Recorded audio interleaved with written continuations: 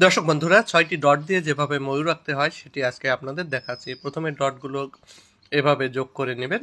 এরপরে পেছনের যে লাইনগুলো সেগুলোকে এভাবে রাউন্ড করে করে ময়ূরের পালক তৈরি করে ফেলবেন। এরপরে উপর থেকে সামনের ডটটাকে এভাবে বাঁকিয়ে যুক্ত করে এভাবে ময়ূরের মাথা এবং পেট এঁকে ফেলবেন।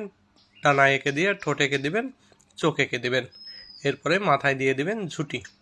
ঝুঁটি দেওয়ার পরে এরপরে উল্টা করে একটা ফোর দিয়ে দেবেন যাতে ময়ূরের পা হয়ে যায়। এরপরে বড় পালকগুলোর মধ্যে এভাবে গোল দিয়ে ছোট গোল এবং লাইন দিয়ে পরে সুন্দর করে ডেকোরেশন করে দিতে হবে।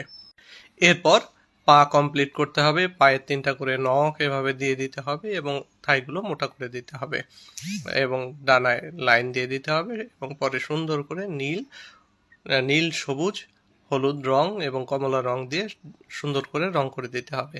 কেমন লাগলো আজকের ময়ূরটি জানাবেন।